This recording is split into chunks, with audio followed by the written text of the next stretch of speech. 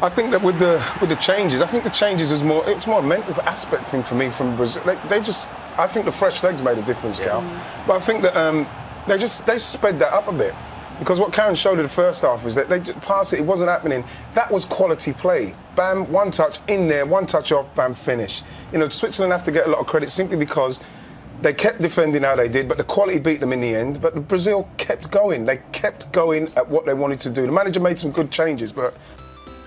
Fala, meus amigos, bem-vindos ao canal. Marcelo Abelhão aqui, espero que todos estejam bem aí, muito felizes aí com a vitória da nossa seleção, que bateu uma pedra no sapato aí, que é o time da Suíça, né? O Brasil nunca tinha vencido a Suíça em Copas do Mundo e na última Copa empatamos em 1 a 1 naquele jogo no maior sufoco, pessoal. Hoje eu vou trazer um vídeo aqui com a repercussão internacional da ESPN FC. Os comentaristas norte-americanos vão dar a visão deles sobre a vitória do Brasil. Vamos acompanhar aí, pessoal. Which was an amazing game, really. We've had so many goals today. We were desperate to get one in this Brazil game. We did get one that was offside, and then we got one actually that counted, and Karen, it was quite a special goal in the end. Yeah, it really was. Wonder strike. There was a slight deflection, but we'll go Brazilian and say it was a wonder strike. But I think there was a big difference between the first half and the second half. I think first half they tried to go too narrow, too central at times, and the second half, you'll see it now. The first half, I think, for me, Brazil are at their best when they go out wide. But to go out wide, you have to earn that right. And I think the first half they're going too narrow all the time, too narrow, coming in, and that plays into the hands of Switzerland. There's no space, and they have to come back. Now the second half, this one, they get it out. There's the shape of Switzerland, really narrow. But what they do now is they get it out right, wide, quick. That's their best players. Vinicius Junior comes over, gets a 2v1 there, and that's where the space then opens up for Casemiro and Rodrigo. But you have to earn that central space by going out wide first. And then look, it's just a wonderful strike. There's the slight deflection, but Ian, you'd be proud of that goal, wouldn't you? Deflection, yeah. Well, the thing is that I think that with the changes, I think the changes was more, it was more a mental aspect thing for me from Brazil. I think the fresh legs made a difference, Cal. But I think that they sped that up a bit. Because what Karen showed in the first half is that they just passed it wasn't happening. That was quality play. Bam, one touch in there, one touch off, bam, finish.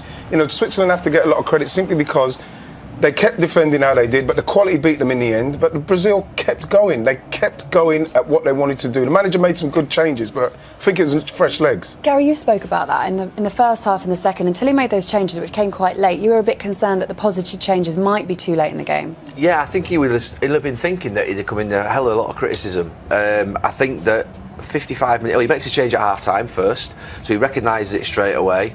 And for me, the intent all the way through from the senior players, whether it be through Thiago Silva pressing up the pitch, whether it be through Casemiro, I mean, he's the holding midfield player with only Ramirez alongside him, and he's in the box nearly furthest forward.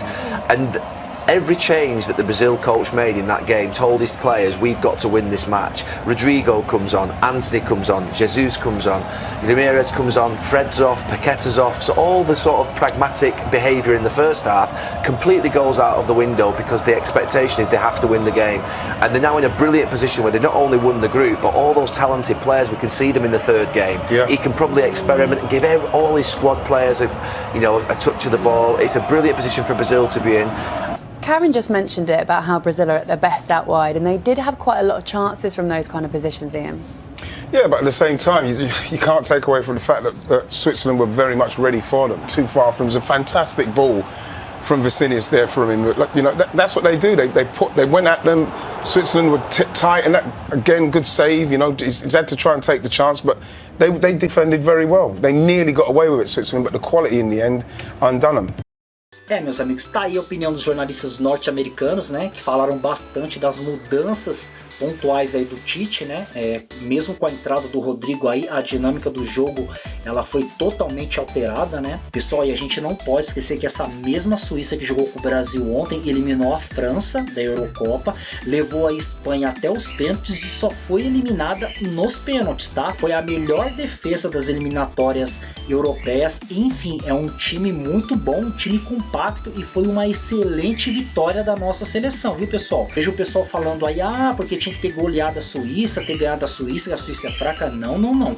Quem acompanha futebol sabe que essa mesma Suíça aí deu o maior trabalho para essas seleções que eu citei aí, pessoal. Amigos, se vocês gostaram do conteúdo, deixa o like, se inscreva no nosso canal, ative o sininho para sempre receber vídeos novos. O Marcelo Abelhão sempre vai trazer os melhores vídeos para vocês. Um forte abraço e rumo ao X, amigos. He's the holding midfield player.